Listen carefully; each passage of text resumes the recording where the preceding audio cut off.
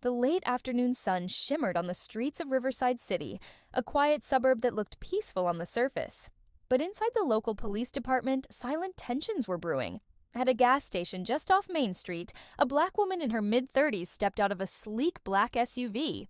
She was dressed casually in jeans, a blue jacket, and aviator sunglasses. She moved with an air of calm confidence. Her name was Danielle Harris, and in less than an hour, she was scheduled to walk into Riverside Police HQ. Not as a suspect, not as a civilian, but as the new chief of police. But before she could even get there, fate, and a dose of prejudice, had other plans. As Danielle finished fueling her car, she noticed the unmistakable flash of red and blue lights in her rearview mirror. 2 patrol officers were pulling up right behind her. One of them, Officer Rick Dalton, got out of his car with a smirk playing on his lips. "Ma'am," he began, his voice dripping with authority, "can we see your ID and registration?" Danielle raised a single eyebrow, her composure unshaken. "Sure, officer. May I ask what the problem is?" Rick began to circle her car, his eyes scanning it judgmentally. "This vehicle looks a little out of place," he said slowly. "We got a call about a possible stolen SUV in this area." She handed him her license without a word. "It's registered to me. Danielle Harris." He glanced at it, a frown deepening on his face. "Where's the owner?" "You're looking at her," she replied, her voice steady and calm. His tone sharpened instantly. "Don't get smart with me. Step out of the vehicle." The second officer, a younger man named Miller, looked uneasy. He glanced from his partner to the woman. "Rick, I don't think—" But Rick waved him off dismissively. "We're just doing our job." Danielle took a deep, deliberate breath and stepped out of the SUV, making sure her hands were visible at all times. "I suggest you radio dispatch," she said firmly, her voice carrying a quiet warning. "You are making a very big mistake." Rick completely ignored her. "Hands on the hood." She let out a quiet sigh and complied. As the officers began to pat her down, a small crowd started to gather. Phones came out, recording the scene, and whispers spread through the onlookers. Through it all, Danielle's voice remained perfectly even. "You are currently detaining your new boss." Rick scoffed, a disbelieving laugh escaping him. "Yeah, right, and I'm the president." Just then, another cruiser screeched to a halt nearby. A man in a captain's uniform stepped out. It was Captain Raymond Torres, the acting head of the department until the new chief officially arrived. He took one look at the scene and froze, his face going slack with shock. "Danielle," he blurted out. Rick frowned, confused. "You know her, Captain?" Captain Torres's face went pale, as if all the blood had drained from it. He looked from Rick to Danielle and back again. That's Chief Harris." The silence that fell over the gas station was deafening. You could have heard a pin drop. Rick's face lost all its color. "Chief?"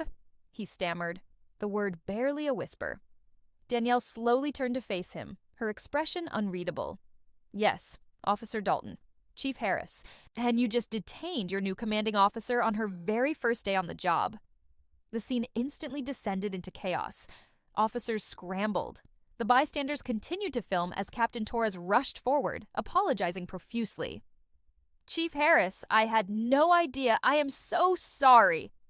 She held up a single hand, cutting him off. "Stop. I don't need excuses right now. I need accountability."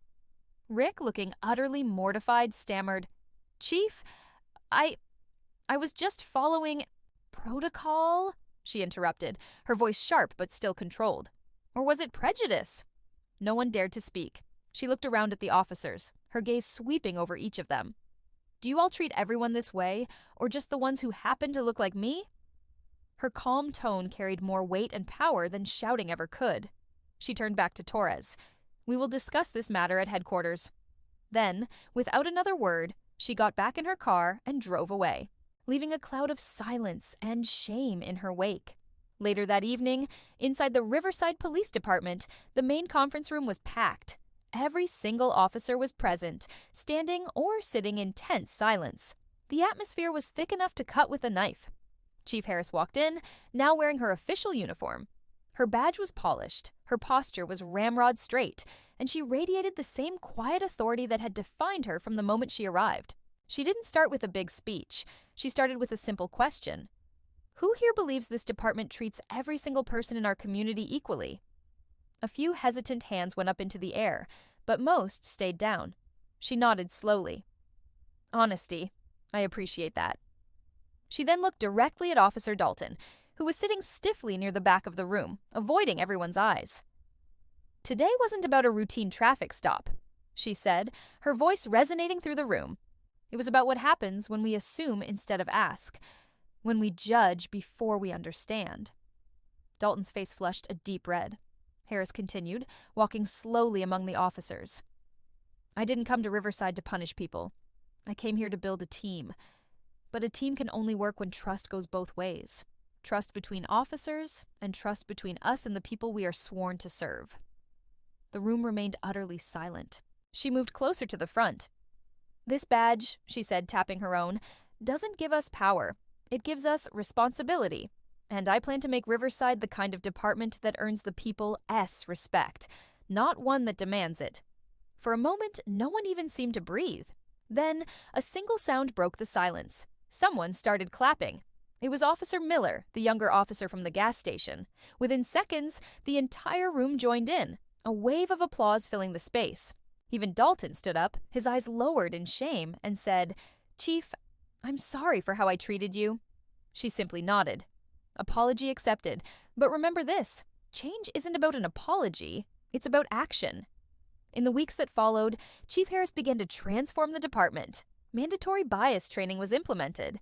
New community outreach programs were launched. Protocols for traffic stops were completely overhauled. Step by step, she started earning the trust of the city, not through fear, but through empathy and understanding. One morning, as she walked into her office, she found a small, folded note on her desk. It read, Chief Harris, you showed me what real leadership looks like. Thank you for teaching me before firing me. Dalton. She smiled faintly, folded the note, and placed it in her pocket. Later that day, she stood before a group of new recruits, the future of her department. Never forget, she told them, her voice filled with conviction, that every person you stop could be someone's child, someone's parent, or even someone's leader. Respect is not given by rank, it is earned by character. And as she looked out over the new generation of officers, she knew real change had finally begun. If you enjoy stories like this, make sure to like, comment, and subscribe for more powerful true stories. Have a wonderful day ahead. If this story touched your heart, please like the video, comment below, and subscribe for more.